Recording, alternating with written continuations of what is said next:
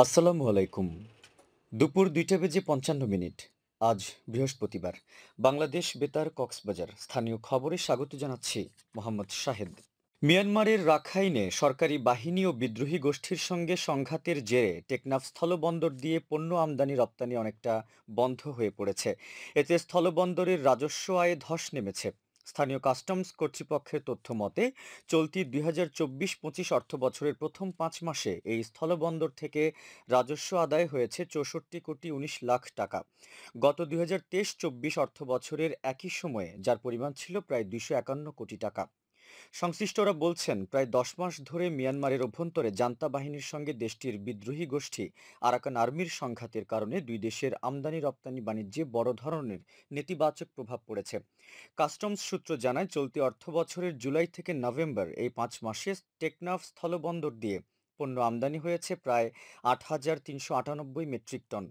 গত অর্থবছরের একই সময়ে যার পরিমাণ ছিল প্রায় ৪৫,৮১৪ মেট্রিক টন। স্থলবন্দর পরিচালনাকারী প্রতিষ্ঠান ইউনাইটেড ল্যান্ড পোর্টের ব্যবস্থাপক AHS আলমগীর জানান, মিয়ানমার থেকে যেখানে প্রতিদিন ৩০ থেকে ৩৫টি পণ্যবাহী কার্গো ট্রলার ও জাহাজ বাংলাদেশে আসতো, এখন সপ্তাহে ১ থেকে ২টিতে নেমে এসেছে। একইভাবে বাংলাদেশ থেকে প্রতিদিন ৮ থেকে ১০টি কার্গো ট্রলারে মিয়ানমারে পণ্য যেত। সেখানে ১০ মাস ধরে পণ্যবাহী কোনো ট্রলার যাচ্ছে না। মিয়ানমার থেকে বিভিন্ন ধরনের কাঠ, হিমায়িত মাছ, শুকনা সুপারি, আদা, শুটকি, নারকেল, আচার প্রভৃতি পণ্য আমদানি হয়। আর বাংলাদেশ থেকে মিয়ানমারে যায় আলু, প্লাস্টিক পণ্য, তৈরি পোশাক, বিস্কুট, চানাচুর, চিপস ও কোমল পানীয়। এদিকে মিয়ানমারের রাখাইনে চলমান সংঘাত পরিস্থিতিতে নাফ নদীর সীমান্ত ঝুঁকিপূর্ণ হওয়ায় টেকনাফ সেন্ট মার্টিন রুটে সব ধরনের নৌযান চলাচল বন্ধ রেখেছে উপজেলা প্রশাসন। এতে গতকাল সকাল থেকে এই রুটে কোনো সার্ভিস ট্রলার ও স্পিডবোট চলাচল করেনি। টেকনাফ উপজেলা নির্বাহী কর্মকর্তা ইউএনও শেখ এহসান উদ্দিন এ তথ্য নিশ্চিত করে জানান, পরবর্তী নির্দেশ না দেওয়া পর্যন্ত এই রুটে নৌযান চলাচল বন্ধ রাখতে বলা হয়েছে। নাফ নদীর বাংলাদেশের জলসীমায় নিরাপত্তা জোরদার করা হয়েছে। সীমান্তে অনুপ্রবেশ রোধ ও যেকোনো পরিস্থিতি মোকাবিলায় বিজিবি ও কোস্ট গার্ডের টহল বাড়ানো হয়েছে।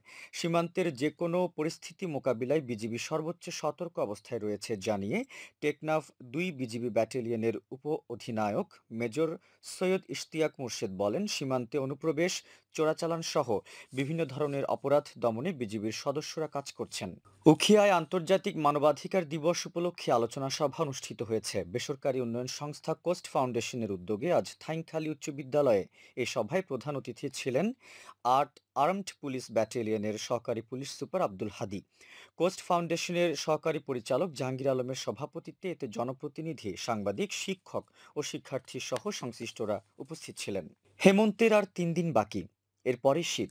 ইতোমধ্যে গ্রামে-গঞ্জে শীত জেঁকে বসেছে। শীত মানেই পিঠাপুলির উৎসব। গ্রাম বাংলার ঐতিহ্যে পিঠাপুলির আলাদা কদর রয়েছে। ঐতিহ্যের এই ধারা তুলে ধরতে আজ বাংলাদেশ বেতার কক্সবাজার আঞ্চলিক কেন্দ্রে বসেছিল শীতকালীন পিঠা উৎসব। সকালে কেন্দ্র প্রাঙ্গণে এই উৎসবের উদ্বোধন করেন বাংলাদেশ বেতার কক্সবাজার আঞ্চলিক কেন্দ্রের আঞ্চলিক পরিচালক মোহাম্মদ আশরাফ কবির। এতে কেন্দ্রের বিভিন্ন বিভাগের কর্মকর্তা, শিল্পী ও কলাকুশলীরা অংশ নেন। উৎসবে চিতই, পাকন, পুলি, পাটিসাপটা, ভাপা, আতিক্কা সহ বিভিন্ন ধরনের পিঠার আয়োজন ছিল। হিন্দু ধর্মীয় কল্যাণ ট্রাস্টের ধর্মীয় ও আর্থ-সামাজিক প্রেক্ষাপটে পুরোহিত ও সেবায়েতদের দক্ষতা বৃদ্ধিকরণ প্রকল্পের আওতায় কক্সবাজারে অনুষ্ঠিত হয়েছে প্রশিক্ষণ কর্মশালা। গতকাল গোলদিঘিপাড় শ্রী শ্রী ঠাকুর অনুকূলচন্দ্র সৎসঙ্গ ফাউন্ডেশন মিলনায়তনে ৯ দিন ব্যাপী এই কর্মশালা শুরু হয়। এতে মুখ্য আলোচক ছিলেন হিন্দু ধর্মীয় কল্যাণ ট্রাস্টের ট্রাস্টি পরিমল কান্তিশীল। প্রকল্প পরিচালক প্রণতি রানী দাসের সভাপতিত্বে এতে মন্দির ভিত্তিক গণশিক্ষা কার্যক্রমের সহকারী পরিচালক রঞ্জিত বাড়ই, জেলা পূজা উদযাপন পরিষদের সভাপতি উদয় শঙ্কর পাল, প্রশিক্ষণ কর্মকর্তা সুকুমার দাস, রুমা বিশ্বাস সহ হিন্দু ধর্মীয় নেতৃবৃন্দ বক্তব্য রাখেন। কর্মশালায় জেলার বিভিন্ন মঠ, মন্দির ও সেবাশ্রমের ২৫ জন সেবায়েতদের সামাজিক মূল্যবোধ, মৎস্য চাষ, কৃষি ও বনায়ন বিষয়ে প্রশিক্ষণ দেওয়া হচ্ছে। আবহাওয়া আগামীকাল দুপুর 12টা পর্যন্ত 24 ঘন্টার পূর্বাভাসে বলা হয়েছে অস্থায়ীভাবে আংশিক মেঘলা আকাশ সহ আবহাওয়া শুষ্ক থাকতে পারে। সেই সাথে মধ্যরাত থেকে সকাল পর্যন্ত হালকা থেকে মাঝারি ধরনের কুয়াশা পড়তে পারে। কক্সবাজার সমুদ্র বন্দরের জন্য কোনো সংকেত নেই। আগামী 24 ঘন্টায় দিন ও রাতের তাপমাত্রা সামান্য হ্রাস পেতে পারে। আজ সূর্যাস্ত যাবে সন্ধ্যা 5টা 11 মিনিটে, আগামীকাল সূর্যোদয় হবে ভোর 6টা 21 মিনিটে।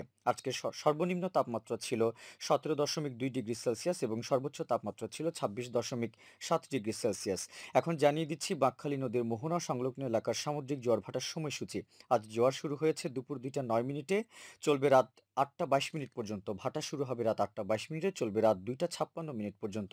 পুনরায় জোয়ার শুরু হবে রাত 2টা 56 মিনিটে, চলবে আগামীকাল সকাল 8টা 30 মিনিট পর্যন্ত। খবর শেষ হলো। আমাদের পরবর্তী খবর প্রচারিত হবে আগামীকাল সকাল 9টা বেজে 25 মিনিটে।